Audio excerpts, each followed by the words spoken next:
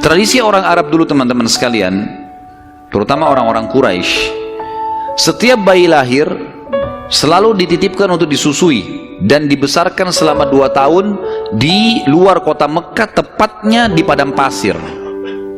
Ada alasan kenapa mereka titipkan anak-anak mereka ke padang pasir sama orang-orang Badui. Yang pertama, agar bahasa Arab fusha anak-anak mereka terjaga. Apa itu bahasa Arab fusha? Bahasa Arab ada 2 macam. Ada bahasa Arab fusha, bahasa aslinya bahasa Arab, dan itu Al-Quran dalam bahasa fusha. Kalau kita belajar bahasa Arab di pesantren atau di kampus-kampus, bahasa Arab yang dipakai bahasa Arab fusha. Dia punya grammar rapi. Ada bahasa ammiyah, yang kedua bahasa pasar. Ini bahasanya dialeknya berbeda-beda. Mesir berbeda, Tunis berbeda, Saudi berbeda, dialek bahasa pasarnya berbeda. Ini tidak punya grammar, lebih teracak. Ya mungkin kalau dalam bahasa Inggris dari Inggris sendiri, negeri Inggris dengan dari Amerika agak berbeda, grammarnya lebih rapi. Tapi kita tidak bahas masalah itu tentunya. Yang jelas orang-orang Quraisy untuk menjaga bahasa fusha, maka mereka menitipkan anak mereka ke Badui, karena orang Badui masih pakai bahasa fusha. Sementara penduduk asli Mekah pada saat itu sudah sering lalang jemaah haji. Jemaah haji ini dari berbagai wilayah. Makanya kita temukan bahasa Arab, kalau tanda kutip ya, yang paling kacau itu bahasa Arabnya orang Mekah sampai hari ini, karena bercampur baur antara bahasa Arab dengan bahasa Urdu dengan bahasa Indonesia, campur-campur. Jadi kalau kita ngomong sama mereka tuh nggak jelas kadang-kadang. Memang orang-orang Mekah dikenal begitu, karena memang campur baurnya jemaah haji ini. Karena mereka nggak bisa bahasa Arab, mereka pakai bahasanya. Jadi orang sana terpaksa belajar bahasa Persia, belajar bahasa Melayu, macam-macam. Seperti itulah. Nah, dari zaman dulu memang orang-orang Quraisy sudah khawatir dengan itu, perubahan bahasa. Yang kedua, alasannya kenapa anak-anak mereka dititipkan di padang pasir, karena sisi kesehatan. Padahal zaman dulu belum ada seperti kita ya, masalah kimia-kimia, polusi udara masih belum ada. Tapi orang-orang Quraisy sudah berpikir itu. Anak-anak mereka ditinggalkan di padang pasir untuk menjaga kesehatan tubuh mereka, karena makanannya alami, hewan-hewan yang langsung disembelih, langsung dimakan, susu kambing yang diminum, memang sehat. Dan juga udara, serta juga orang-orang Badui ini melatih anak-anak mereka hidup, berburulah, membantu orang tuanya, seperti itulah. Nabi SAW pada saat lahir, secara kebetulan wanita-wanita Badui dari suku Sa'diyah kebetulan memang terkenal suka menjual jasa susu ini. Banyak ibu-ibu mereka, wanita mereka yang baru melahirkan, air susunya banyak, mereka pun pergi ke Mekah atau ke kota-kota lain nawarin jasa. Ada yang mau nggak titipin anaknya 2 tahun, kemudian nanti bayar upah. Bisa orang tuanya datang mengunjungi, nanti balik lagi. Pokoknya anak-anak ini dijamin dijaga. Dan suku Sa'di ini terkenal suku-suku orang-orang yang amanah, maka orang tidak ragu nitipan anaknya. Datanglah beberapa wanita dari Sa'diyah, diantaranya Halimah. Halimah Sa'diyah ini bersama dengan suaminya bernama Harith. Mereka sama-sama rame-rame datang, dan kebetulan kehidupan Harith dan Halimah ini pas-pasan, orang miskin lah. Di rumahnya itu bangunan tua, ada seekor unta yang kurus, dan ada 2 ekor jantan dan betina kambing, tapi dua-duanya juga kurus, tidak produktif lagi. Dan Halimah dan Harith punya anak banyak. Mereka akhirnya mengadu nasib pergi ke Mekah. Saat tiba di Mekah, mereka kelilinglah nawarin jasa. Biasanya kalau sudah datang wanita-wanita ini, ibu-ibu Mekah pada datang nih tawarin anaknya dan seterusnya. Mereka keliling-keliling, semuanya menawarkan diri kepada orang-orang kaya karena akan dibayar. Dan pada saat mereka melewati Nabi SAW, mereka menolak, karena pada saat itu mereka tahunya Nabi SAW tidak memiliki ayah. Abdullah meninggal waktu umur 6 bulan. Siapa yang mau tanggung nih? Abdul Muttalib waktu itu betul Raja Mekah, tapi Abdul Muttalib ini sibuk membiayai jemaah haji dan memang tidak bisa. Intinya orang-orang perempuan-perempuan saat dia tidak mau menerima Nabi SAW. Semua bawa anak, mau pulang ke kampungnya, tinggal Halimah yang tidak dapat. Lalu suaminya bilang, si Harith, hai Halimah, coba seandainya kamu ambil anak yatim itu, siapa tahu baik buat kita. Maka Halimah pun mengatakan, baiklah, daripada kita pulang dengan tangan kosong, lebih baik kita ambil. Subhanallah, begitu Halimah pegang Nabi SAW, di situ terjadi keberkahan.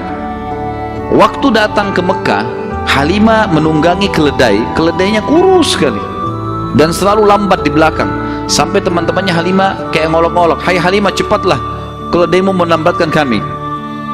Dan keledai-keledai yang lain bisa 2 orang naikin, keledai Halimah nggak bisa. Jadi Harith selalu megang saja talinya.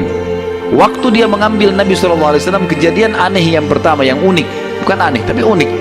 Keledainya Halimah tiba-tiba jadi kuat, dan pada saat Halimah naik karena tidak bisa dikontrol, maka Harith pun naik di keledai ini dan larinya kencang sekali, ninggalin teman-temannya. Sampai teman-temannya Halimah bilang, "Hai Halimah, itu keledai tadi yang kamu pakai ke Mekah." Dia bilang, "Iya, tapi kita nggak bisa kontrol, ini lari kencang sekali." Lalu kemudian pada saat tiba di sana, Halimah memiliki tadi saya bilang seekor unta betina yang lemah. Tiba-tiba saja waktu tiba di rumah dilihat untanya gemuk. Ini baru 2-3 hari ditinggalkan, nggak ada yang urus, gemuk sekali untanya. Dan tiba-tiba saja unta betina itu punya kantong susu yang penuh, sehingga Halimah sama Harith memerahnya, dan setiap habis diperah penuh lagi. Biasanya unta butuh makan, minum dulu baru penuh, ini enggak, setiap habis diperah penuh lagi. Dia minum dengan istrinya, si Harith ini dengan Halimah minum, kemudian anak-anaknya, dan bahkan sempat dibagi-bagi ke teman-temannya, tetangganya, karena penuhnya. Setiap diperah, kasih lagi, penuh lagi, begitu terus. Kemudian 2 kambing, jantan dan betina yang kurus juga tadi, tiba-tiba gemuk, dan tiba-tiba betinanya hamil dan punya anak, dan akhirnya menjadi banyak. Karena banyak, oleh Halimah dan Harith dijual lah beberapa ekor domba ini, dapat duit, dibeli unta jantan, lalu diternak lagi unta jantan ini sama yang betina. Tiba-tiba saja domba dan unta ini menjadi banyak sekali, dan Halimah serta Harith menjadi orang paling kaya di Sa'diyah. Sampai akhirnya Halimah tidak butuh lagi untuk mengambil anak-anak yang disusui. Berkah luar biasa. Sampai terkenal di suku Sa'diyah pada saat itu, mereka berkata, dimanapun Halimah dan Harith gembalakan dombanya atau untanya, ikutkan, karena pasti gemuk. Dan memang betul, kalau ikut berdekatan dengan gembalanya mereka, jadi bagus, jadi subur, jadi begitu luar biasa berkahnya.